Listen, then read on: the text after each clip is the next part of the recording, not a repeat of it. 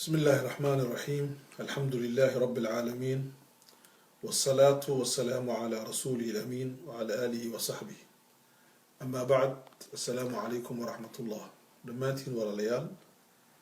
waxaan nagu salaamayaa salaanta qiimiga badan ee nii soo hormariyay ee islaamnimada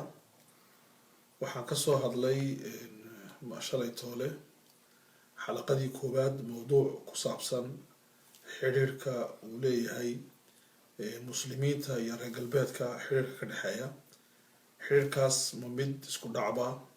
oo sidaam iyo shoog ah mise waa mid xiwaar iyo wada sheekaysi ah waxaan ka waranay inaan ay noqon doonto xalaqooyin ebisodo isdaba joog ah oo kasoo bilaabmay tii shalay iyo tamaanta iyo mid kale noqli doontiin ayaamaha soo socda marka xalaqadan waxaan kaga hadli doonaa argagixisada iyo cilaaqada ay la leedahay dadka muslimiinta ah waxa weeyaan walaalayaal kelimada argagixiso oo loo yaqaano afka qalaad terrorism oo ka imatay kelmada latiniya oo dhado terror waxay ka dhigan tahay kelmadaasi goorma ayaa la adeegsaday maxaa maanta keenay in lagu xidho islaamka yaa u sabab ah ambase yaa ka dambeeya in cilaaqada iyo xiriirka loo sameeyo argagixisada ama argagixisanimada iyo diinta islaamka waxaan marka hore jecelahay inaan tilmaamo inay soo baxaan baryahan dambe kutub aada u fara badan oo wadanada reer galbeedka ka soo baxda waxaa ka mid ah kitaabkan waxaa la yidhaahdaa le choc de religion oo ka dhigan sidaamka amba isku dhaca diinaha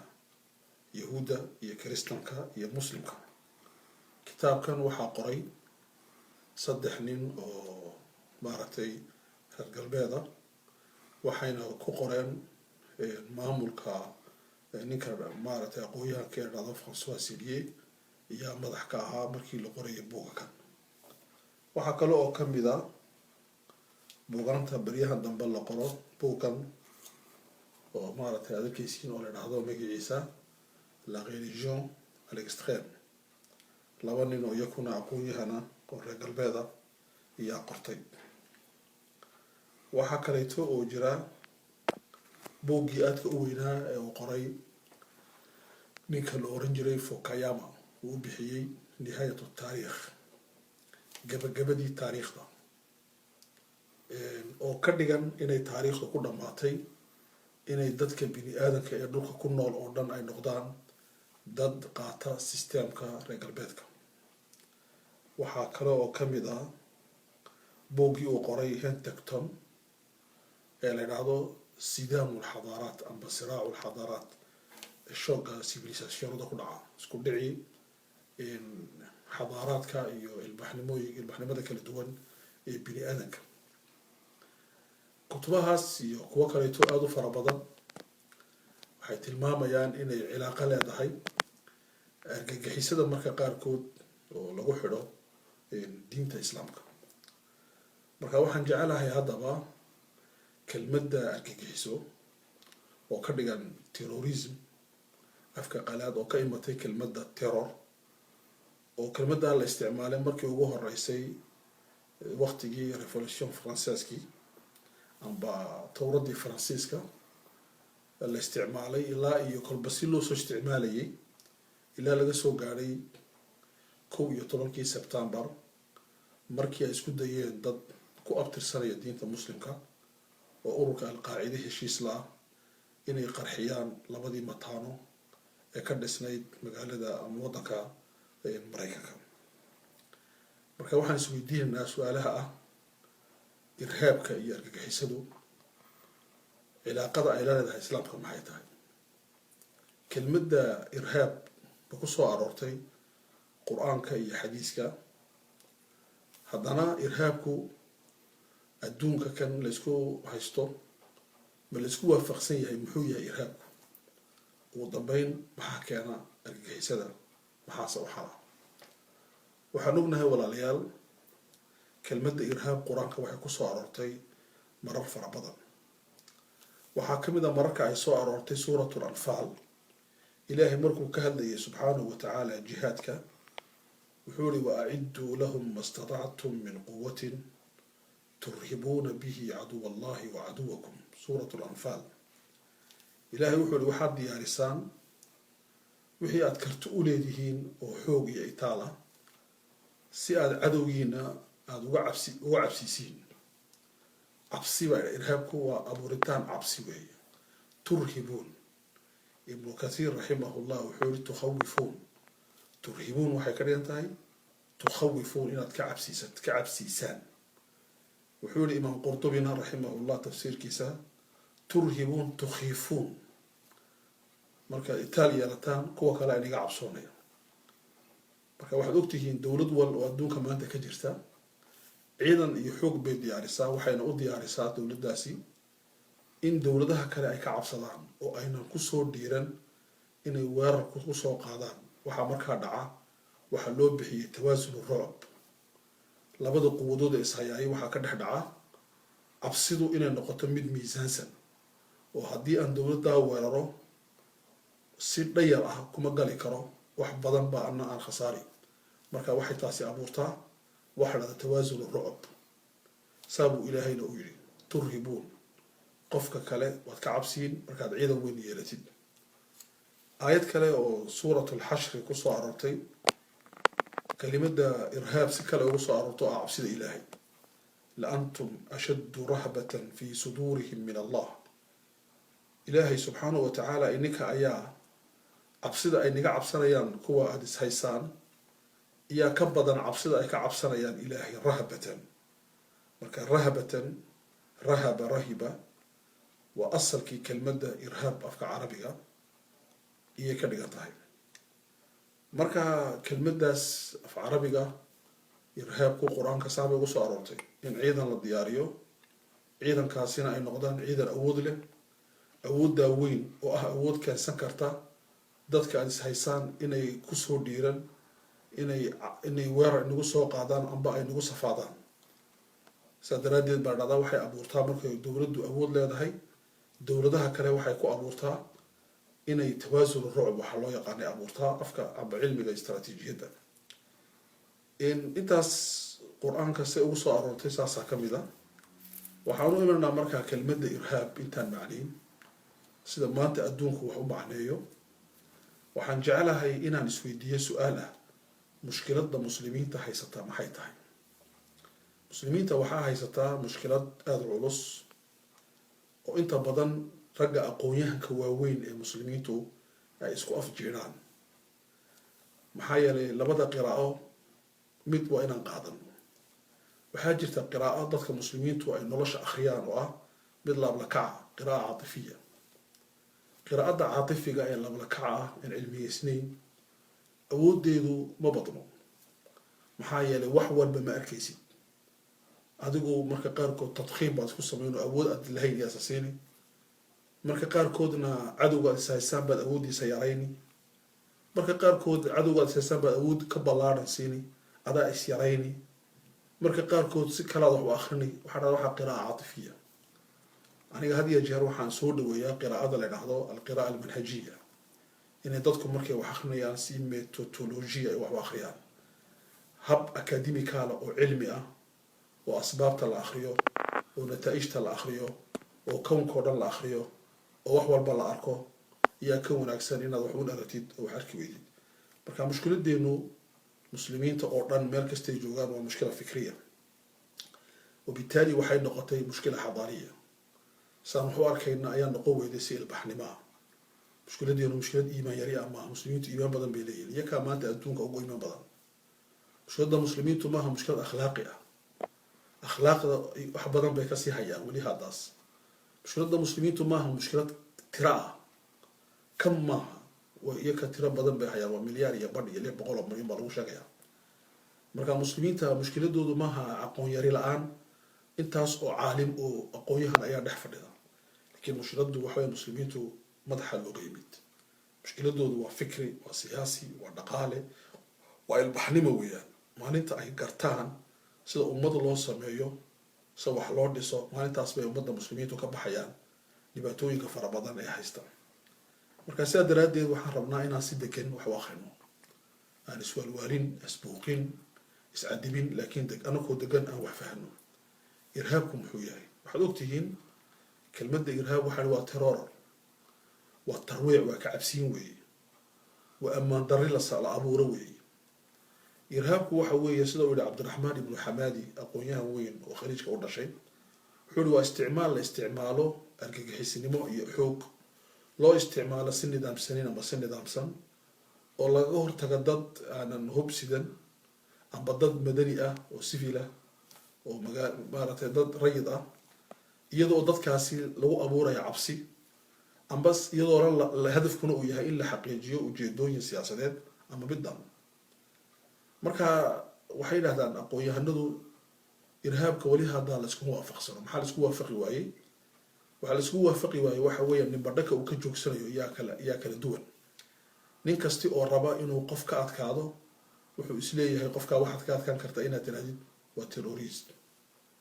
sidii mar dhacday Djibouti markii annagu aan siyaasadda gallay wuxuu isku dayay maamulka Djibouti inuu ka bedelo wajigiina lagu yaqaanay uu dadka ka yidhaahdo culimadaasi waa culimo argagixisaan marka qof kasti waxaad arkaysaa marka uu rabo in uu qofka kale uu meel geliyo wuxuu shaabad baa jirta qof kastiba sito uu ka kale ku taabsiinayo marka kelimadda irhaab la isku waafaqsanaa adduunka maanta waxaa la isku waafaqi waayey waxa weeyaan danaha dadka isticmaalaya iyaa kala duwan sidaa daraaddeed qof gobonimo doon ah sida ururada Falastiin oo kale iyo dad kale u arkaa inay yihiin dad argagixisaan dad dhulkooda laga haysto oo doonay dhulkooda inay soo dhacsadaan iyo dadka qaarkood u arki karaan inay yihiin terrorist maxaa yeelay kana wuxuu ka eegayaa dhinaca kana wuxuu ka eegayaa dhinaca marka sidaa daraaddeed baa la isku waafaqi kari layahay kelmadda terrorist in la macneeyo lidaalika wuxuu yidhi nin aqoon-yahan weyn ah oo Maraykan ah wuxuu yidhi irhaabku waa sahal in qofka lagu tilmaami karo laakiin in loo helo macno cilmi ah way adag tahay marka qof maanta macno cilmi haya oo oran karaya sidaas baa la yiraahdaa irhaabka amba kelimadda irhaab dadka baa la yiraahdaa aad bay u adkaatay maanta caalamka iyadoo sidaas ah oo midii waa 900 oo macno irhaab ku leedahay nin kale oo Hollandeey ah oo aqoon-yahan weyn oo jaamacadda Havana ka dhiga wuxuu isaguna daba guray wuxuu yiri waxaan arkay 100 irhaabka taariif oo laga bixiyay marka 100 ilaa 900 waa wax aqliga aan gali karin laana waa la waayay macna la isku waafaqsan yahay oo la saaro haddana sidaa daraaddeed waxaa jira dhowr taariif oo in soo qaadan doono taariifka ugu horeeya waxa weeye taariifka ay bixiyeen dawladaha waaweyn مثلا mawsuucada loo yaqaano Ankarta electronic ah waxay ku tilmaamtay irhaabka terrorismiga waxay tiri waa argagixisada nidaamsan ee cilaaqo la leh inay abuurto xaalad argagaxnimo oo caam ah oo ku wajahan dawlad amba urur siyaasadeed taas oo ay dambiga ay ku dhacaan inta badan urur nidaamsan isagoo u jeeda ahdaaf inuu gaadho siyaasi ah laakiin ku gaadhayo dariiq xoog ah مثلا وكالة سردونك دالك مريكا لو يقان CIA كون 980 كي waxay tiri marka ay macaynayso irhaabka waxa weeyaan waa hadidaad ka dhalata gacan ka hadal ay sameeyaan dad aba kooxo wasaaradda cadaaladda ee Mareykanka 1984 iyaduna waxay soo saartay tiri waxa weeyaan argagixisnimadu waa usluub waa system adag oo isticmaalaan dadku iyagoo dawladda ku burburinaya marka waxaas oo dhani waa dawladihii waaweynaa islaamku marka isagu irhaabka muxuu arkaa shirkii Maka ka dhacay 2002 culimada islaamka oo dhowr boqol oo qof ay isku yimaadeen waxay yiraahdeen argagixisanimada xaqiiqiga waxa weeyaan waa xadgudub ay isticmaalaan koox ama dad amba dawladaba ay u isticmaalaan iyagoo ku xadgudbayo qof bini aadan ah si aan xaq ahayn diintiisa dhiigiisa aqligiisa iyo maalkiisa arintaas oo looga jeedo qofka in laga cabsiyo amba la dhibo amba la hadido amba la dilo isaga oo markaasina la rabo in gacanta lagu dhigo wax badan uu qofkaasi uu leeyahay sidaasna waxa ku macneeyay kuwaas marka walaal waxaan isweydiinaynaa irhaabka noocaasi asbaabta keentay maxay tahay labaan u kala saarana irhaabka iyo argagixisnimada waxaa keenta laba sababood sabab gudaha wadanada ka dhalasha iyo sabab dibadda ka imata kuwa gudaha ka dhasha waxaa ka mid ah waa sababta dib u socodnimada muslimiinta lagu qasbay ee la rabo inaynan ilbaxnimo helin taas way keenaysaa argagixisnimada shaqo la-aanta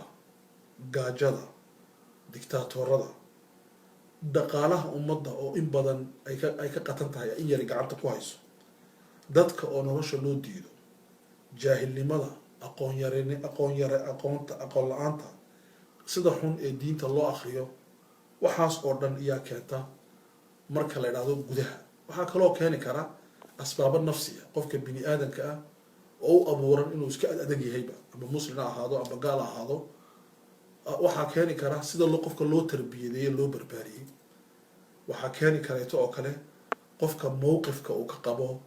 nolosha dhinaca uu ka taagan yahay waxaasoo dhan baa keeni kara asbaabaha dibadda waxaa ka mid ah oo keeni kara isticmaalka sida xun u haysta wadano fara badan oo muslim ah oo loo diidan yahay inay xuquuqdooda helaan waxaa keeni kara ceebaha beenta ah ee loo geysanayo rumuusta waaweyn ee diinta islaamka sida nebiga saxaabada taabiciinta iyo dadka muqadaska ah qur-aanka iyo wixii lamid a waxaa kale oo keeni karaa in dadka muslimiinta ah waxyaalada ay leeyihiin inta laga qaato loo isticmaalo si aan cadaalad aan ahayn waxaa kaloo keeni kara in aanan si cadaalada arrimaha waaweyn ee muslimiintu ay leeyihiin loo eegin dhinaca jimciyadda qurumaha iyo wixii lamid a haddii ay dad muslimiina iyo dad kale ishayaan cadaalad darriyo dadka muslimiintu ka dareemaan arrimo fara badan oo caalami ah marka waxaas oo dhan waxay keentaa argagixisanimo ayay keentaa mushkiladda ugu darani waxa weeyaan marka la diraasaynayo asbaabta keenta maxaanku idhaahdaa terrorismiga amba argagixisanimada keenta waxaa ugu xun waxa weeye alintiqaa'iya waxa dhahda qofku inuu waxa uu doonana uu ku tilmaamo terrorismi waxa uu doonana uu ku tilmaamo terrorism matalan 12 qof amba 17 qof ee lagu dilay magaalada Paris oo ah gacan ku dhiglayaal annagoo muslimiin aan u arkayna inay tahay arrin aad u daran iyada waxa la iska taagay dhinac wada iijaabiya laakiin 6,000 oo qof amba 2,000 oo qof ba iska dhisay loo isku khilaafsan yahay dadkii lagu laayay Qaahira ma aynan adduunku ma uuna oran waa argagixisanimo foolxumo weeyaa taasi labo Gaza markii la leynayay oo dhiigu sida xun u daadanayay adduunka oo dhan uu ka aamusay lamana oran waa argagixisanimo marka tan iyo tan labada qofba waa bini aadan waxa laga marka qaarkood ay ku dhintay magaalo Yurub ah inuu ka sharaf badan yahay dad fara badan oo muslimiin ah oo ku dhimanaya marka taasi dadka muslimiinta waxay u arkayaan inay cadaaladda caalamiga iyo iclaamka adduunku uunan ka ahayn dhadhaxaad arrimaha markuu eegayo in maaragtay diraaso uu ku sameeyo asbaabta labo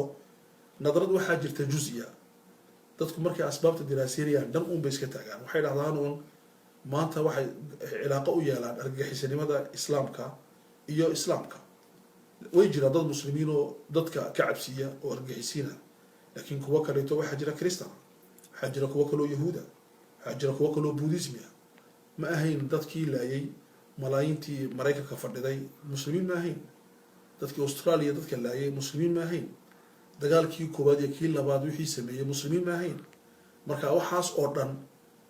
lama yiraahdo waa terrorism waa dagaal la dhahdaa